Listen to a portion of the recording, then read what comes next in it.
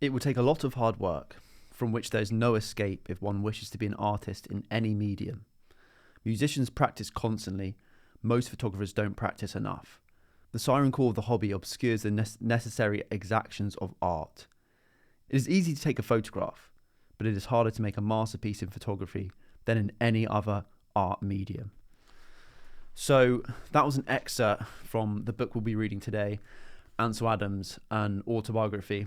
And Ansel Adams is basically one of the greatest nature photographers of all time. And I feel if photographers don't learn from the greats, they will not improve and become a successful one themselves. And what better way to learn from the greats than going through their autobiographies? So that's exactly what we'll be doing today. I read this autobiography a few months ago, and it really has changed the way I've approached my photography and the way I see it. I've definitely pivoted a lot more to fine art photography over the last year, but also definitely from reading this book. There's so much great wisdom in this book, so let's get right into it. Ansel Adams probably isn't as well known as many other contemporary photographers today. I guess if you ask older photographers, they'll definitely know who Ansel Adams is. But for photographers my age, like around 20, not that many people know about him. And I feel like he has so much wisdom that can be carried into modern photography today that thousands of photographers and artists are missing out on completely. And it'll give us an edge if we learn his lessons. So let's get right into it. So just a quick backstory. He was born in San Francisco and started off as a musician. He was a very talented pianist, although he did say his fingers weren't good enough or long enough or something like that, which made him eventually pivot to photography. But being such close proximity to national parks like Yellowstone and Yosemite especially, which is in California, gave him a lot of access to some incredible landscapes like the Half Dome and the Monolith, which he photographed throughout his career and is probably his most famous works of art, which now sell for hundreds of thousands of pounds.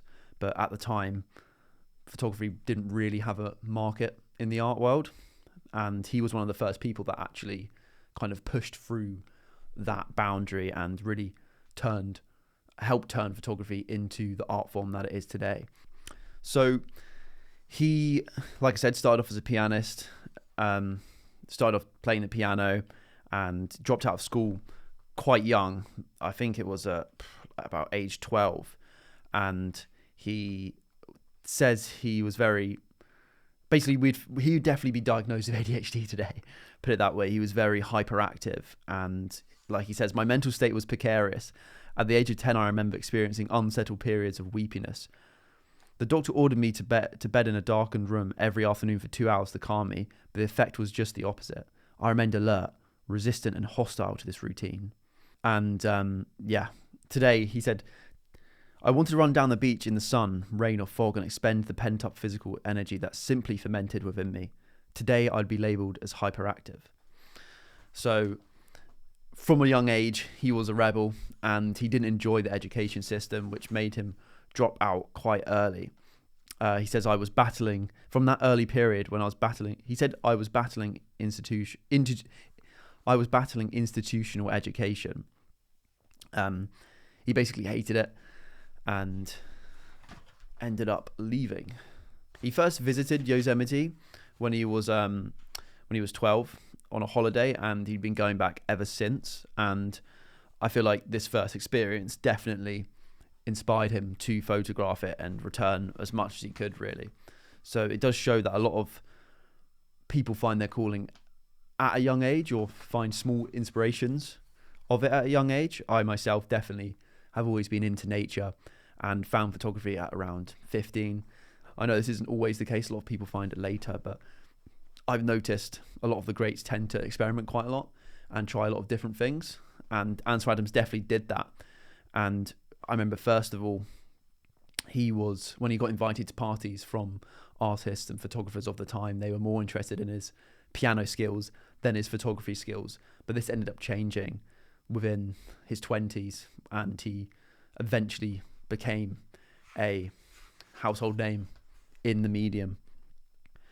He also is a founder of the really famous photography group F64. So this championed straight photography, which was basically the photography most of us do today, where it's sharp images. Because at the time, a lot of the photography was kind of trying to mimic paintings. It was called, I think it's pictorial photography, where it was kind of blurry, out of focused photographs. That was the popular thing at the time, and Ansel Adams just didn't like this. And as soon as he started taking straight photos, he says, "My understanding of photography was crystallized that afternoon as I realized the great potential of the medium as an expressive art." His mother and aunt reacted to him when he started doing photography, saying, "Do not give up on the piano. The camera cannot express the human soul." But Ansel replied, "Perhaps the camera cannot, but photography can." Though committed, I was uncertain what Ansel Adams' direction in photography should be.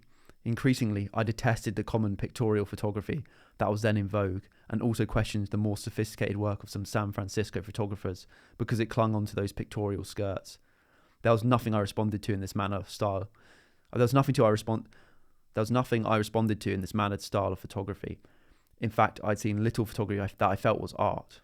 My knowledge of the important people in the history of photography and the work of other creative photographers was abysmal. So this goes to show that you're going to get criticism along the way, often from people that are quite close to you, like family members. But clearly, even though Ansel Adams had a lot of uncertainty, which is a common theme along a lot of the biographies from great people that I've read so far and written about, he pursued, he endured, by endurance we conquer. That's a quote from Ernest Shackleton. And it's clear to see that although he was uncertain, he knew exactly what he didn't want. And that's also sometimes just as important as knowing what you do want. And my knowledge of the important people in the history of photography and the work of other creative photographers was abysmal at the time. He's saying that it shows that it's incredibly important to become a scholar in the history of photography, or at least any field or interest that you want to pursue as a career. You need to become a scholar and an expert in the greats that came before you. So by listening to this podcast and reading my blog, you're doing that, so congratulations. But it's something that appears in so many other people's photography, so many other people's biographies, they always study the greats. So this is what we're doing today. So he clearly found it important and definitely became more knowledgeable on the history of photography and the photographers around him as he got older, which definitely benefited him. Another thing that I have noticed, not just in Ansel Adams' story, but many other great people's stories, is the power of relationships. It's becoming more and more evident that relationships do run the world. And I think Ansel Adams' biography is a great example of that, because so many different chapters of this autobiography are just dedicated to people, to friends that he's met, to mentors of his, and a lot of them are photographers and artists of the time, which is really good for us because it means we're introduced to a whole new world of great photographers that we're building on and that we have built on without even realizing. And he mentions he has dedicated chapters to Alfred Stieglitz, who probably was one of the most important people in pushing photography as an art. He had one of the first photography galleries in New York, and he was a splendid photographer himself. Georgia O'Keeffe, who was Alfred Stieglitz's wife and a fantastic American artist. He also had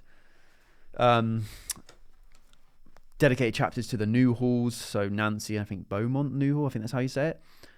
They, I think, were part of the Museum of Modern Art and bringing photography into that. And also people like Edward Weston, who we will be doing a future episode on in the near future. I have ordered his biography to read because Ansel Adams always mentions Edward Weston, and some of his photographs, like his pepper photographs and also just his landscape photos of New Mexico, are incredible, like very, very good. And there's definitely a lot to learn from Edward Weston, but we'll say that for another episode. So speaking of his early years, he says, in these early years, there were glimmers in my mind, such as that experience at Baker Beach of what a photograph could be.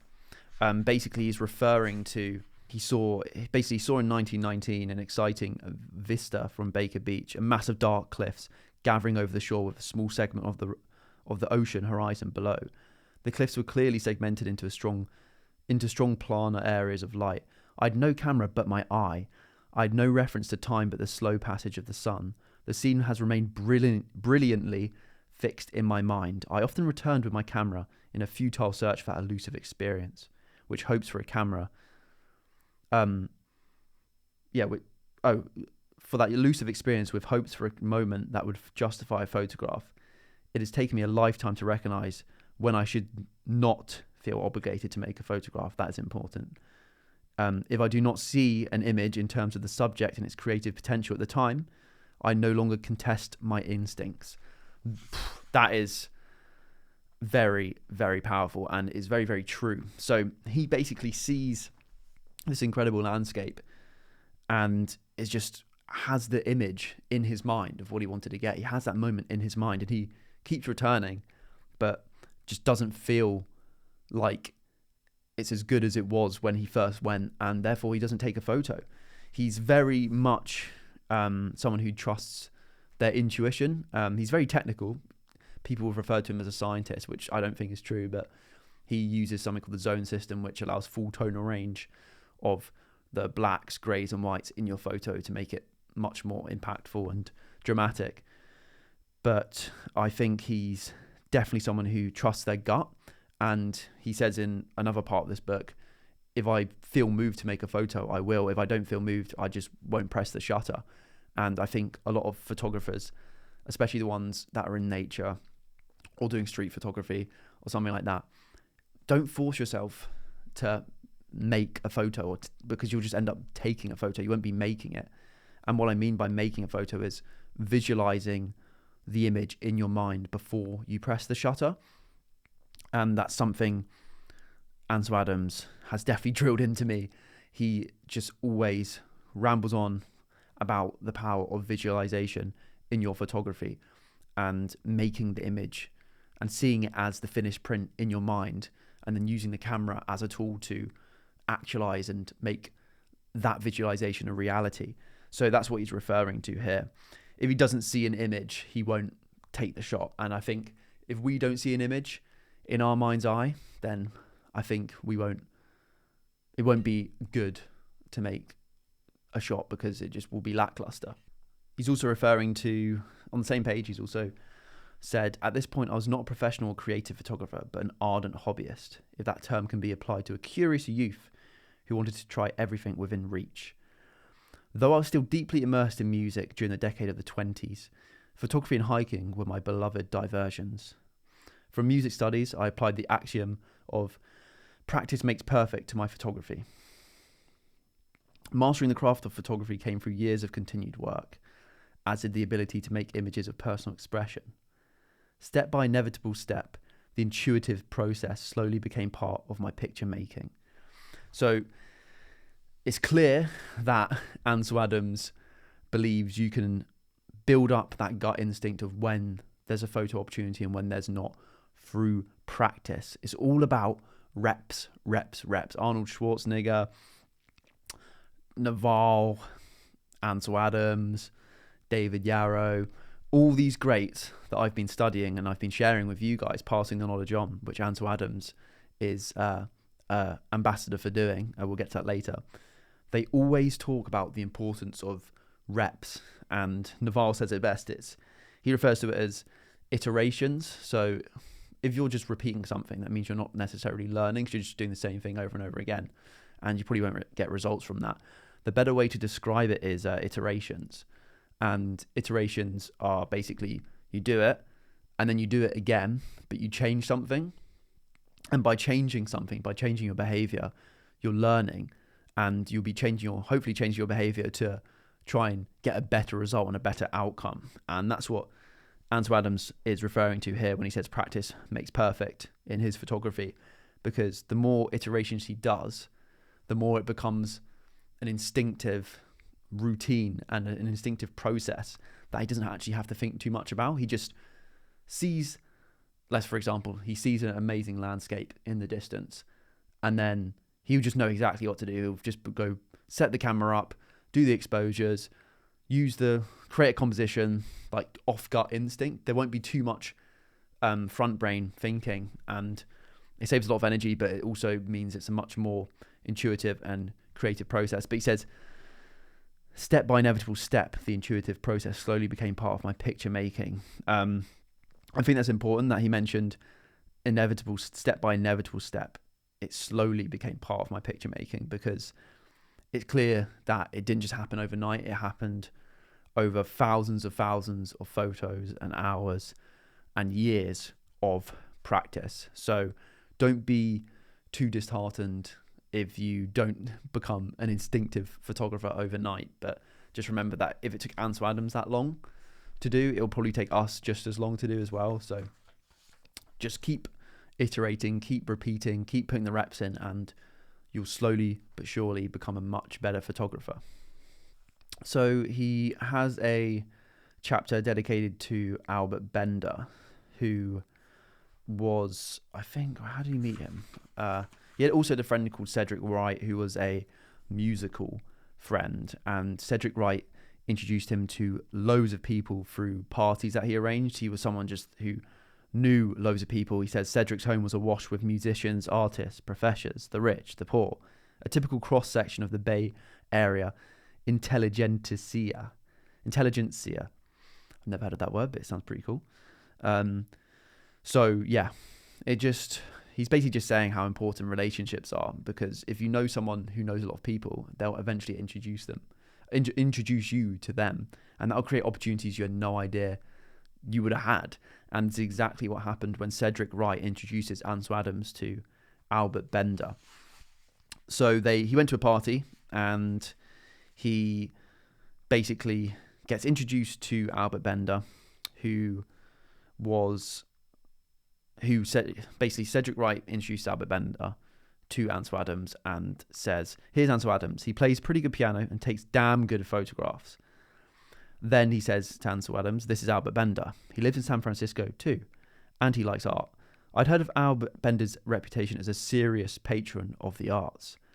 Albert stood, shook my hand, and said, let's find some brighter light. I want to see your pictures. He ends up showing his pictures of Yosemite in the High Sierra, which are a spectacular landscape and mountain range in California. And he finished after looking at his photos and smiled and said, fine, come and see me at my office tomorrow morning about 10. I want to look at these again. And Ansel Adams says, this was the first important interest in my photographs from someone outside my musical and mountaineering circles. And then he basically arrives at Albert's office the next morning, and Albert looks through them again and then says, we must do something with these photographs. How many each can you print? Ansel says, an unlimited number, unless I drop one of the glass plates. So this was obviously a time when digital didn't exist. It was analog, so you had to go through a whole darkroom process, and basically just was much more time consuming and much more difficult, but it resulted in some really, really nice prints. And that's why photographers like Nick Brandt still use analog to this day, because there are still some pros to that older medium of photography. Basically, Albert Bender then says, let's do a portfolio. Ansel says, I remained outwardly calm, but was electrified by his decision. We quickly established the probable costs and the time required to do the jobs. He called Jean Chambers Moore, a respected publisher and dealer in fine books, and arranged for her to publish the portfolio. And they did an edition of 100 portfolios with 10 artist copies.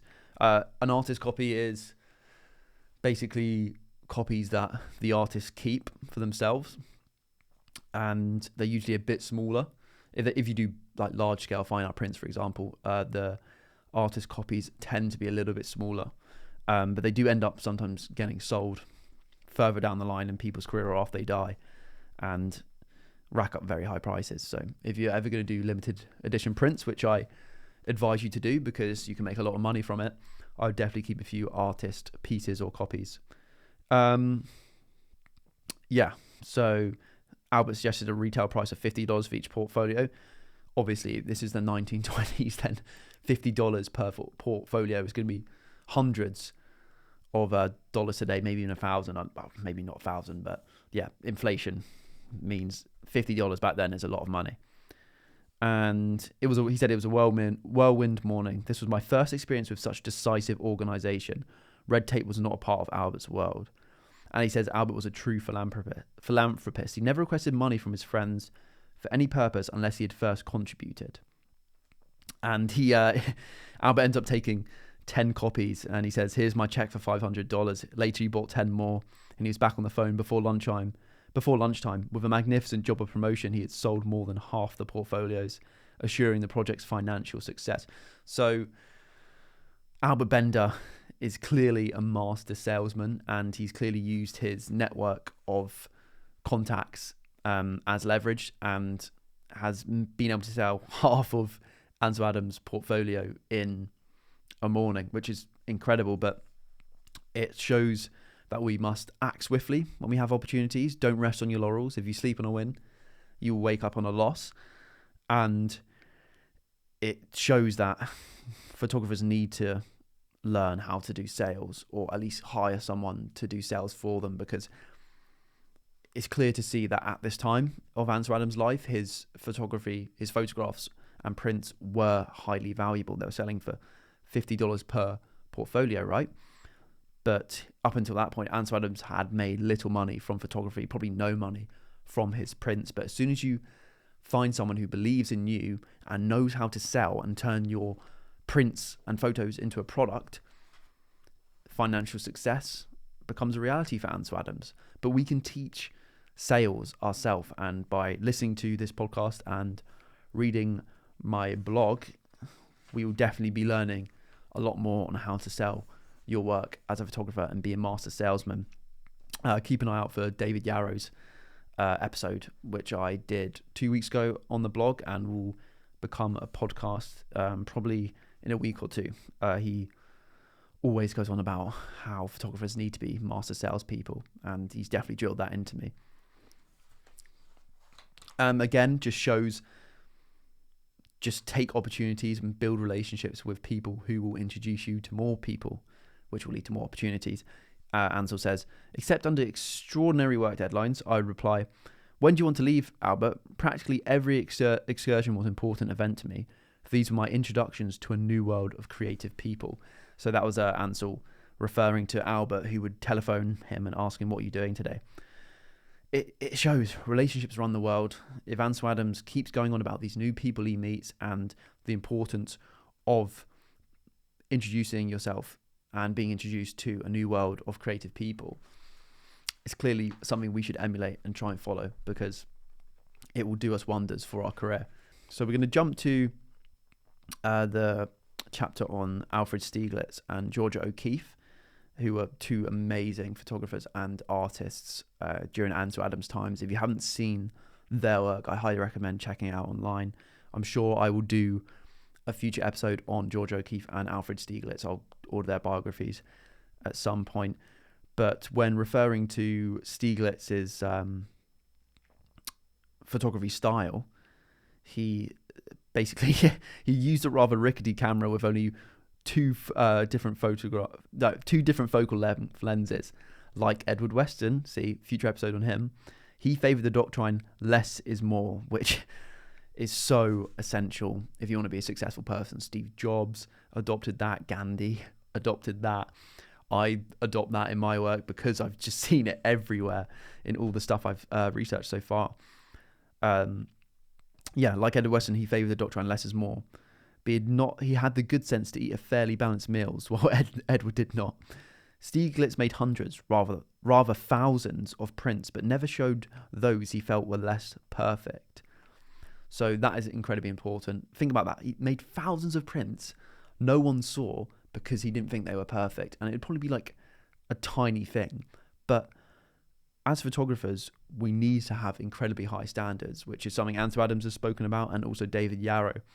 You just have to be your biggest critic, because you're going to have to expect criticism as a photographer. And the more harsh you are on yourself, and the more you just criticize yourself and think, okay, how can I make this better? How can I make this image better? Over time, with iterations, you're going to slowly change your photos to avoid the mistakes you made in previous photos that you criticized, and become a better photographer. So yeah, only show your best work is something Ansel Adams and Stieglitz have repeated many, many times. And he, in many ways, Stieglitz did not act like an art dealer. He never gave consignment slip, and he never took a regular commission from a sale. His dealings were secured by his word, and he did more for his group of artists than any conventional dealer could have done, establishing unbelievable price levels. In a sense, he was a dictator, and his decisions were final as to price and to whom he would sell. He was criticized because he charged rich people what he thought they could and should afford to pay for a work of genius. When a purchase was made, he would say, make out the check to the artist for a certain amount and another check, in brackets, usually for about 20% of the sale, for the rent fund. He had a small income that gave him precarious independence. So yeah, he was the dealer of the gallery An American Place. And as you can tell, he is very stubborn, but also very supportive to the fine artists who used his gallery and exhibited their work in his gallery and made sales from it. And he priced high, which is incredibly important in fine art photography, especially back then when it wasn't seen as a art medium by the majority of the art world. Yeah, so the fact that Stieglitz was able to charge such high prices and was successful in doing that shows that he really was in the frontier and a trailblazer in the making of fine art photography and changing the way people saw fine art photography. And he really helped make photography the fine art. He really helped make photography the art that it is today. And if you haven't seen some photographs, some prints just sell for millions of dollars. Not as much as obviously art does. Some art is selling for hundreds of millions of dollars, but without Stieglitz, you would not be seeing probably the price of art photography. You would not see the price that photos are today. He was really a trailblazer in that field, so we should thank him. But he was also the one who I think was the one who spoke about the decisive moment, and he's a really famous image of a horse cart in New York. It's really, really good photo. So yeah, incredible art dealer, incredible person, and an incredible artist and photographer. Nancy Newhall contemplated a biography of Stieglitz, but his complex, mercurial character baffled her. He spoke in symbols and concepts, and it was difficult to hold him into a tangible statement. That shows a lot of really successful people that are remembered are very complex, like most humans, and are quite mercurial characters which baffle people. That can definitely be said about Steve Jobs. People have referred to him as very mercurial, and I definitely got that impression from reading Walter Isaacson's biography on him. So yeah, a lot of entrepreneurs are complex, and that's kind of what makes them unique. So he basically went into An American Place when he visited New York, and he didn't get a great impression from Stieglitz. Ansel Adams walked in, couldn't find him, and then he was just sat there. He looked at his images and said something quite dismissive, and it annoyed Ansel. Walked off, but ended up coming back, and then Stieglitz looked at his images again, and basically that's where the very important relationship started, and Ansel Adams' work was now being exhibited in New York. So it really started his fine art career. So we'll skip past O'Keeffe and Stieglitz a bit and go further into the book. He says, even then, he was talking about assignments and being an official photographer for the Sierra Club, which was kind of like is a conservation and kind of wilderness group, which very, very big now, but mainly, I think, operate in the Sierra Nevada in California. But he says, seldom did I take specifically assigned pictures while serving as official photographer for the Sierra Club.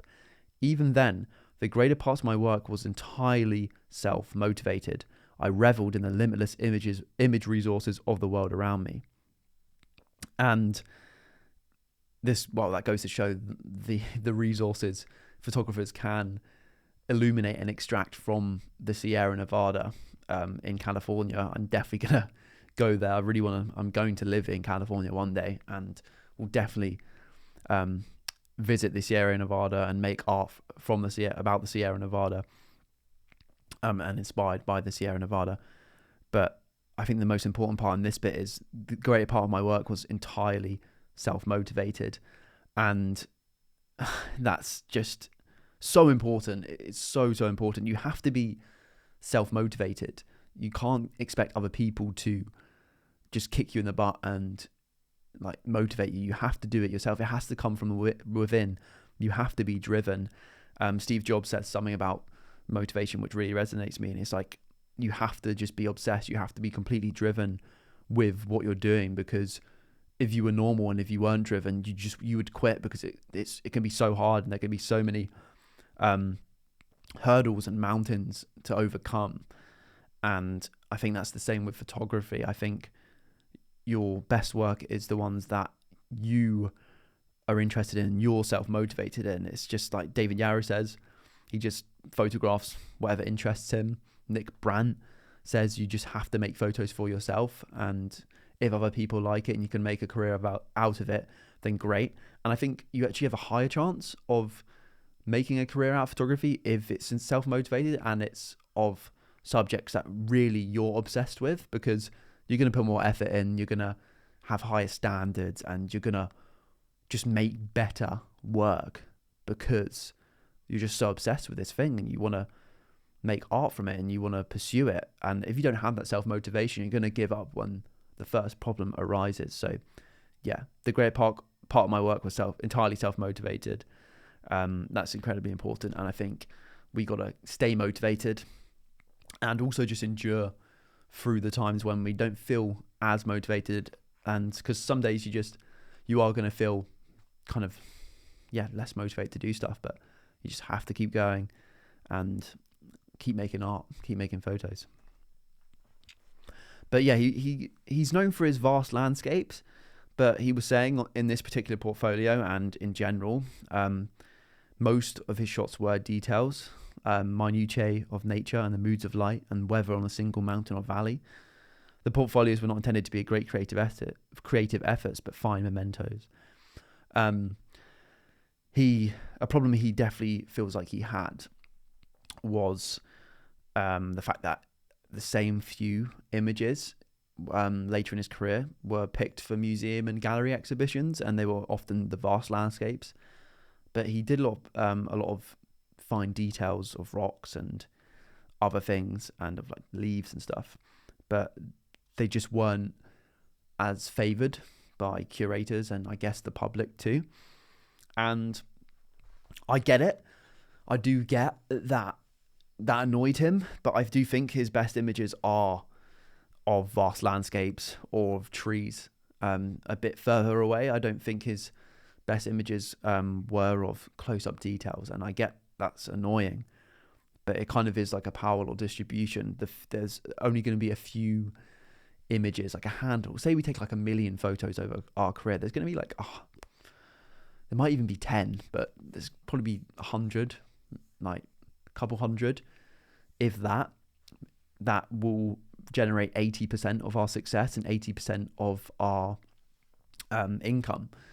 And that's just something the artist has to accept, and the only way to keep going and keep making more of those power law photos is to try and improve, give yourself high standards, but also iterate, do reps, and take more photos. So I get why that's frustrating, but at the same time, we're all going to have a few photos that have the biggest impact. That's just how the world and universe is ordered. Let's skip through a bit. He talks about commercial photography. That's basically how he made a living. My professional assignments took me to places I otherwise would not have visited and gave me some awareness of the situation of so many citizens of our country. It really opened his eyes to a lot of the problems, like racial problems and inequality problems that were happening during his lifetime. And he says he was one of the few photographers that actually balanced commercial and creative work. He didn't really make a lot of money on his creative work during his lifetime, which is insane to think about, thinking how valuable his works are now.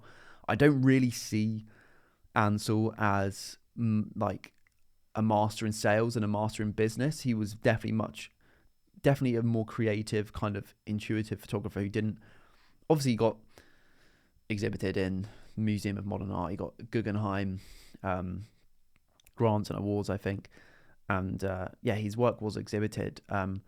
But I don't really see himself as too much of a like businessman. But to be honest, there wouldn't have been as much financial opportunity in fine art photography back then. Like I said, he was one of the first people that actually got their work in museums. And I mean, the war was going on. There would have been like depression and stuff, and photography again wasn't seen as that much of a valuable art at the time. So it kind of makes sense why he had to do commercial photography. So maybe I'm being a bit too harsh on his business acumen. Maybe there just wasn't as much opportunity. Like, we're very lucky today. We have the internet, we have social media, and we have like galleries and people that will definitely want to buy your work for very high prices. I'm not talking about £100. I'm talking about tens of thousands, hundreds of thousands, maybe even millions of dollars. If you become a power law photographer, if you become an outlier, which this podcast will help you do. So he says, the decision to devote my life to photography brought with it the problem of how I was to earn a living. The solution was to work as a commercial photographer, not only to support my family, but allow time for my creative work. Yeah, so he's not just being a commercial photographer for the sake of it and then not doing his creative pursuits. He was doing it to raise money so then he could fund his creative projects. And I found myself unusually fortunate in being able to accomplish with balance of time and energy my creative and commercial work. So he went through the Great Depression. I was being a bit too harsh. I did everything from catalogues to industrial reports, architecture to portraiture. Our bank account would dwindle to a distressing level, and I would grow deeply concerned. Then, usually at the financial brink with creditors gathering, the phone would ring and an assignment would present itself. This would carry us for another month or so, when another crisis would appear and be solved in a similar way, and then another crisis would appear and be solved in a similar way. Luckily, Virginia had independent spunk and was able to provide us with a small but reliable income from working at Best's studio during the Yosemite tourist season. Finances necessitated my continued commercial work until the 1970s. There were exceptional years, of course, such as my Guggenheim Fellowship with grants of money that allowed large blocks of time to devote exclusively to my creative photography. So he went through the Great Depression, which obviously would have been incredibly hard for anyone, let alone a photographer. But it's something we should definitely try to avoid. We don't want to be in the situation where our accounts will dwindle to a distressing level, and then you are about to be on financial brink and get into all sorts of problems, and then have to get lucky with an assignment. But I guess that was the opportunities at the time, and we can definitely do it differently nowadays for sure. But he managed, and he got Guggenheim Fellowships, and that allowed him to pursue his creative works a lot more in some periods. It goes to show that we shouldn't fully reject commercial work, especially when starting out, and we got to make money somehow at the start. And if you feel like you're not making enough from your creative work, you can do commercial work temporarily, as long as you're still doing creative work and using the commercial money to support that. If your goal is to become a fine art photographer or someone who wants to exhibit their work in galleries or be one of the greats.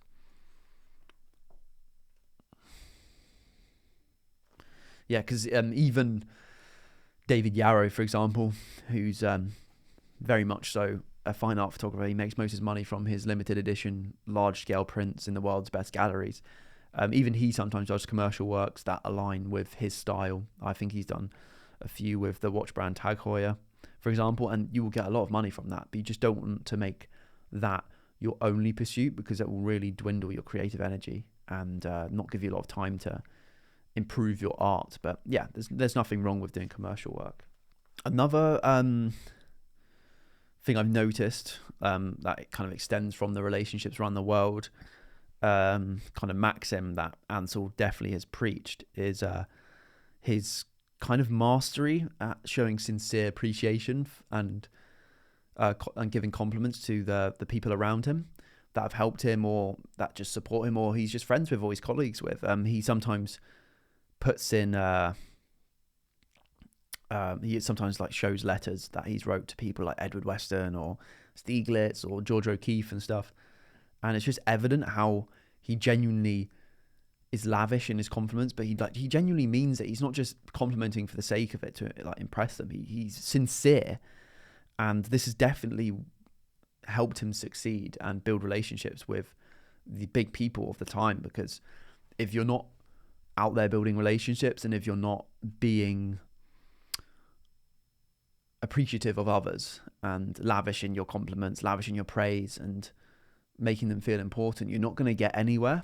That can be for any career or anywhere in life. You have to really be appreciative of others, and also want to do that and want to make friends with people, because it's given Ansel so many opportunities. Think about Albert Bender, who looked at his work and then the next day it's like helped him create his first portfolio, which he made a lot of money from. It's just repeated so many times in this book and in other books. Relationships really do run the world, and it's really important for us to make sure we're not neglecting that side of our career, because I think a lot of creative people tend to not necessarily be like introverted. I don't think introvert and extroversion really exist. It depends on your mood and depends on how you're feeling and who you're with and what you're doing. But I think we definitely do underestimate the power of relationships, especially in this age of social media. And it's never been easier to build relationships because we have the internet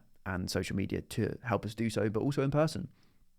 So yeah, you're not going to get anywhere in life by trying to do everything alone. And I feel Ansel Adams really repeats that a lot. He just is always talking about people who have helped him and who he admires and who he appreciates. And it's clearly a big factor in his success. So I think we should emulate and copy that as modern photographers. So he's talking about one of his most famous photos, Moonrise, which is a picture in New Mexico of, I think it's kind of like the desert, and there's just the moon is just huge, rising over the desert with a few like buildings, like New Mexico buildings in there. It's a really, really good photo. And he's the one that he got the most letters about and stuff. So he says, during my first years of printing the Moonrise negative, I allowed some random clouds in the upper sky to show. Although I'd visualized the sky in very deep values and almost cloudless, it was not until the 1970s that I achieved a print equal to the original visualization that I still vividly recall. So, two things about this. It shows the importance of visualization, and he clearly had a visualization in his mind that he hadn't achieved, but he kept enduring until he achieved a print equal to that original visualization.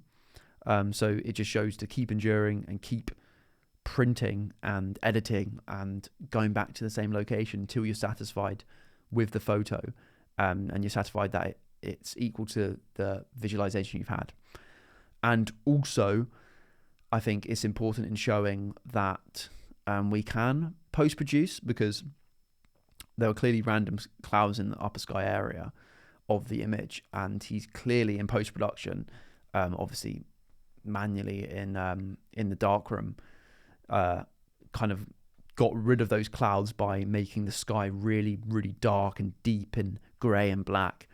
And luckily for us, we can do that with a linear gradient tool, or a brush tool on Lightroom or Photoshop and then just underexpose the sky.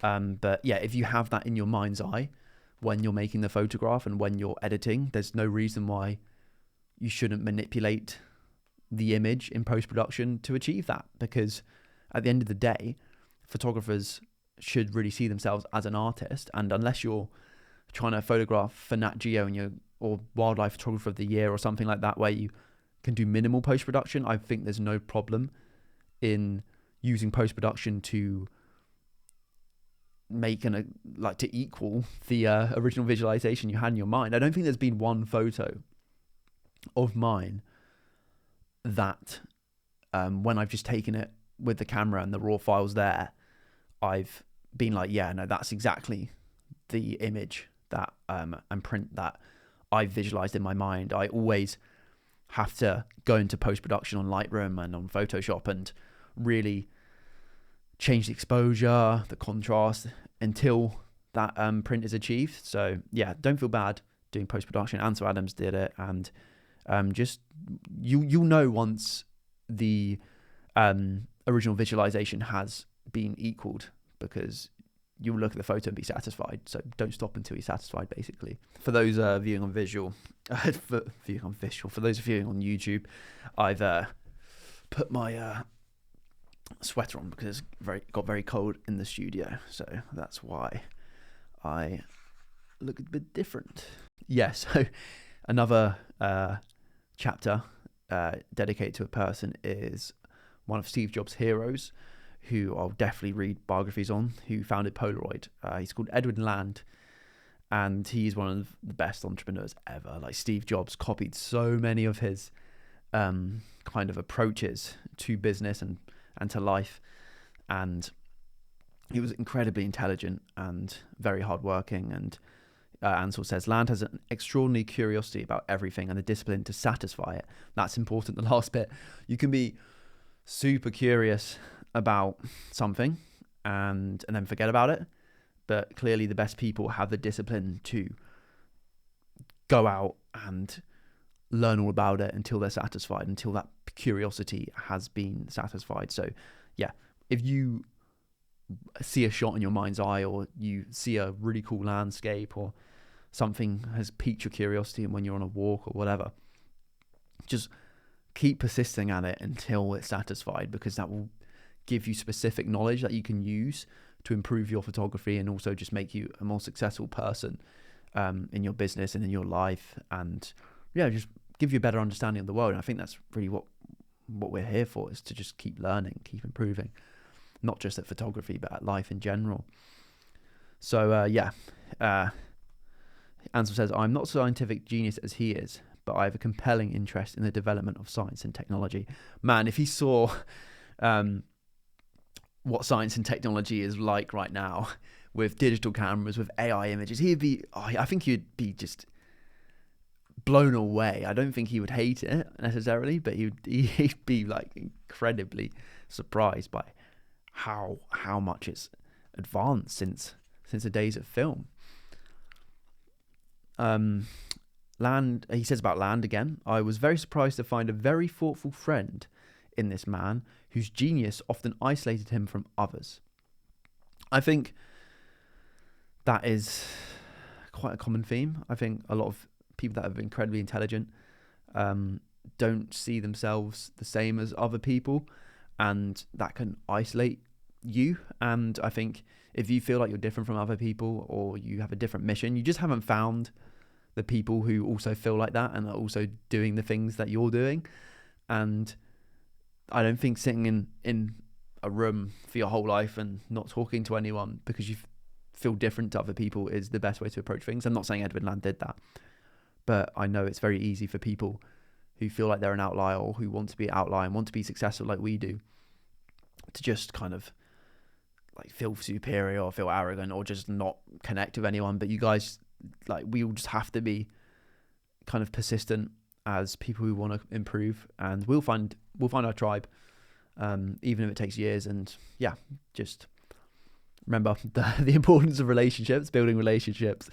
That's incredibly important. So I think, yeah, we just gotta stay aware that relationships run the world, and we will find the more you grow and the more evidence you give to the world, and that comes through sales and just improving and iterations and reps and achievement. But yeah, the more we show the world and show ourselves, most importantly, that we're on the right path and we're becoming successful and we're improving our craft of whatever that may be. For us, it's photography, most likely. The more people who are similar to us and who feel the same will connect with us, because your name will be spread out there. You'll be introduced to people because you've shown the world that you are a good photographer or artist or creator or person in general. Like, obviously be a good person too. So time carries most of the weight.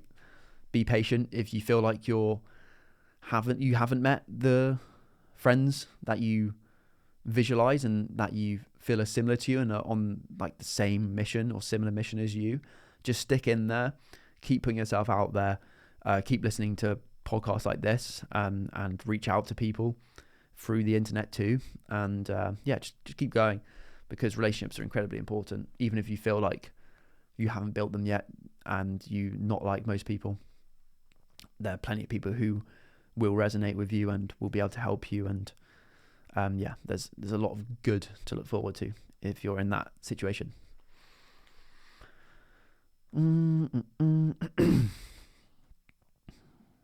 Yeah, again, so the importance of relationships. Even if you are someone who hasn't built many yet, I'm just going to be drilling this into your mind throughout this podcast and future episodes. Ansel Adams says, "My association with land provided me access," very important word in photography, provided me access to some of the many theories he has developed. So Ansel Adams goes through a few of his theories, from a few of Edwin Land's theories. And the one that's most important to us is black and white photographic prints average 20% reflectance. That is, they reflect 20% plus or minus of the light falling upon them. Placing such prints on light walls merely serves to lower them in value. Land suggests that we reduce the reflectance of the walls to approximately 20% in any of a wide range of colours to maintain the proper print values. With these deeper hues, the photographs come alive on the wall, and with addition of light, the print's values are emotionally enhanced. It is an interesting fact that colour images, both paintings and photographs, are not so obviously affected by the environmental reflective conditions. So, from what I gather from that, it's basically, don't display your black and white images on white walls if you're shooting in black and white. If you're shooting in colour, don't worry about it. But if you're shooting in black and white, make sure to use a dark frame around your image, and also make sure to not have it against a white wall if you can. The annoying thing is, which Adams talks about, is a lot of galleries have white walls. So he says, "For many years I've been annoyed by the constant monotonous use of white or near white walls in museums, in museum displays of photography." But he says, when he displayed his work in the Victoria and Albert Museum in London, which is like, I mean, you guys have probably heard of it. It's one of the best museums in the world, and it's a dream for all photographers to have their work exhibited in there. He printed his work on a chocolate brown wall, and he says it made his work just pop more. Yeah, so I didn't really explain that well, actually. So basically, Edwin Land's theory is basically, if we display our black and white photos on a wall that's white, it will just make the range of the image not look as good. It just won't make the image pop as much, which is annoying because most galleries are literally, like, majority of contemporary galleries have white walls. So getting towards the end of the book, in one of the last chapters, he talks about teaching. So he did, I think he taught photography at university, and he was talking about someone called, was an artist or photographer called Maran. And he says, "Maran followed the great tradition of pass it on, a tradition of sharing knowledge in which I had been raised. My father considered a profession an obligation to be practiced well and passed on to others through teaching and example. He taught that selfishness was a prime sin, and I suppose the sharing desire comes in part from this attitude. As a child, as soon as I understood anything, I wanted to share it. Having found a moment of illumination and clarity, I had the urge to repeat the event for myself and bring others to the experience. And so he's basically vouching what I'm doing right now in this podcast and this blog, and what I hope you guys to do as well. It's just to pass on the knowledge that you acquire. If you guys want to become a professional creator or photographer or whatever you want to do as a career, you've got to make sure to learn from the greats that came before you, become a scholar in the history of the field, and then pass on that knowledge and make sure you practice that knowledge too. Ansel Adams, following the great tradition of pass it on, has really inspired me to do the same, which is a big reason why I started the blog and the podcast, where you guys can learn from history's greatest photographers and history's greatest people to improve your photography and your life. So yeah, pass it on, guys. And by listening to this podcast and reading my blog, you have the opportunity to do that, to do all those things that I just previously mentioned. And then he refers to the Socratic method of teaching, and he says it ensured maximum individuality. He's referring to when he was a piano student. That's what his teachers did, and I think that's what he did in his photography teaching. And he says, my teachers were severe in their technical standards and unforgiving of lazy and sloppy work. If I did not know my notes, I was sent home. They stressed personal interpretation and listening to as much music as possible to clarify personal direction. I was determined to apply those teachings to photography, those methods of teaching to photography. So yeah, I feel that's really, really important. Don't be sloppy and lazy in your work. Have incredibly high standards, like we said earlier.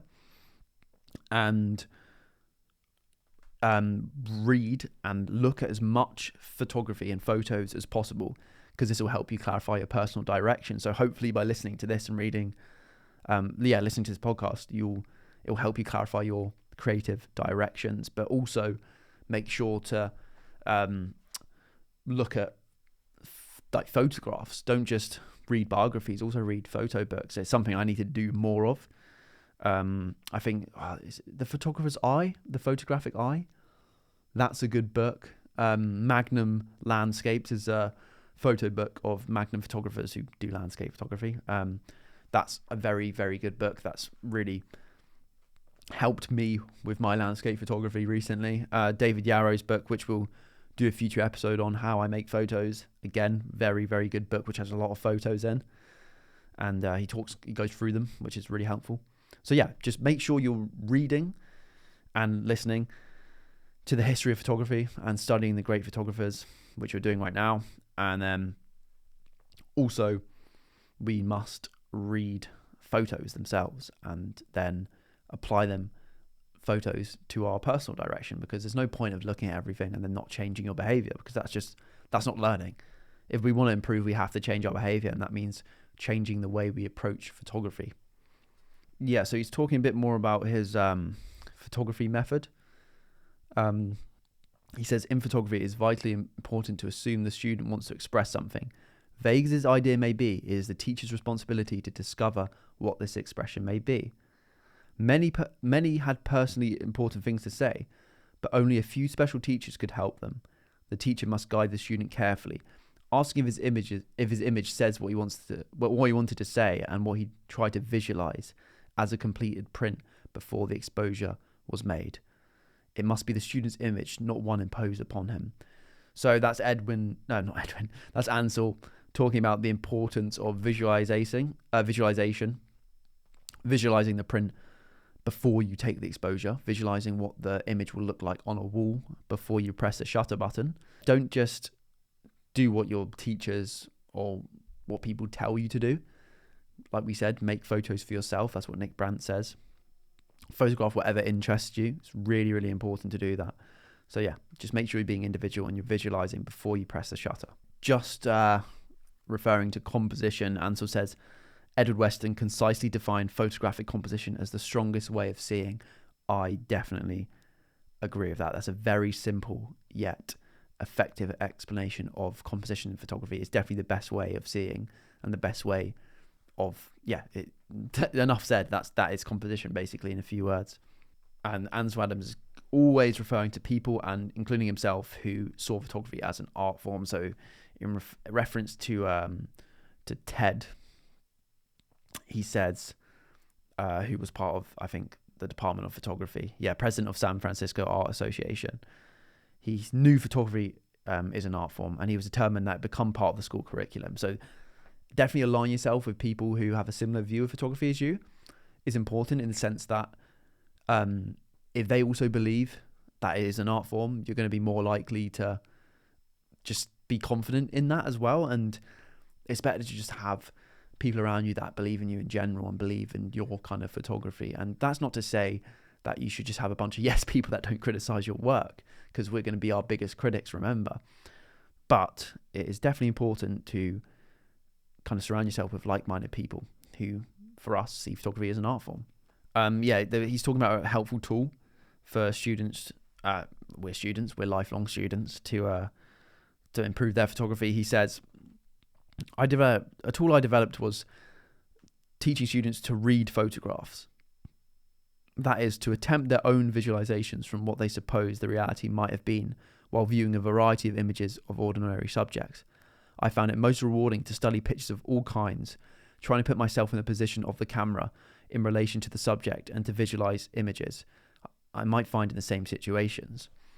So, basically what he's saying is, look at different famous photos or photos that you like, and then kind of just like imagine yourself in that scene and what you would do and what it'd feel like and what it would look like to make that image or make a similar image in that environment. I think that's a good way of like kind of connecting the images to the photographer and to yourself in a way, because you're like really thinking deeply about the image and the surroundings, and it will definitely give you a lot of good intuition when you're in similar scenes and situations yourself. It just gives you a deeper level of understanding. Ansel Adams says it's kind of like an interesting exploration rather uncertain, because I can only assume the reality from the image before me. But I think it definitely gives you good reference points for when you're in similar situations and similar scenes and similar landscapes yourself in the future. So this bit's really important. Towards the end of the book, he's talking about a photographer called Minor White, who's also someone we'll probably study on the show at some point. Very, very good photographer. And he says, Minor and I strongly agree that nothing takes the place of constant effort. The artist has no time or energy to waste. Bohemian indolence is a pastime of the inadequate. Whether I walk at Point Lobos, fly in an airplane, move in a new environment, or relax in my home, I'm always seeking to relate one shape or value to another. Seeing an image in my mind's eye, it is a glorious and rewarding exploration. If something moves me, I do not question what it is or why. I'm content to be moved. If I'm sufficiently moved and it has aesthetic potential, I will make a picture. That is so good. So good. And it's definitely the lesson and lines that I've taken from Ansel Adams' autobiography the most. We have to repeat that again. It's just so true. It resonates with me so much, and I think it's too common in photography to be lazy. He says, nothing takes place of constant effort. The artist has no time or energy to waste. Bohemian indolence is a pastime of the inadequate. It's just so true. Like, we have to work hard. We have to put the reps in. We have to put the mileage in, like Arnold Schwarzenegger says in his autobiography. Nothing takes place of constant effort. The artist has no time or energy to waste. Like, we just have to, if you want to succeed, if you want to be a good photographer, you can't expect to do so by not putting the work in. It's so good, and it's something that's obviously repeated through all the greats. They all worked hard and they all had constant effort. And as artists, we have no time or energy to waste. We should always be like doing iterations, doing reps that will help us improve our photography, whether it's going out and practicing photos every day just on the way to the bus or on the way to the gym or on the way to work or whatever. Or if it's reading and learning and listening to photography content like this, or if it's kind of reaching out to people, building relationships, doing sales, or if it's posting or editing your work and showing it to the world, like that's all related to photography, and that is all included in I think what he's saying, and it's certainly what I feel is classed as constant effort. And yeah, we just always have to be consistent. Don't rest on a win, and don't stop the compounding, because the more reps we do, the more iterations we do through constant effort, the better our photos will come. It'll be like a J curve of improvement. It will just compound on itself and accumulate, and then we'll end up being one of the greatest photographers of all time. Hopefully that should be our goal. So yeah, if Ansel Adams is saying don't be lazy, put constant effort in, and we have no time or energy to waste, then I think that is something we should adopt in our own lives and in our own careers. And then he also says, if something moves me, he doesn't question it. If he's talking again about intuition there. He's saying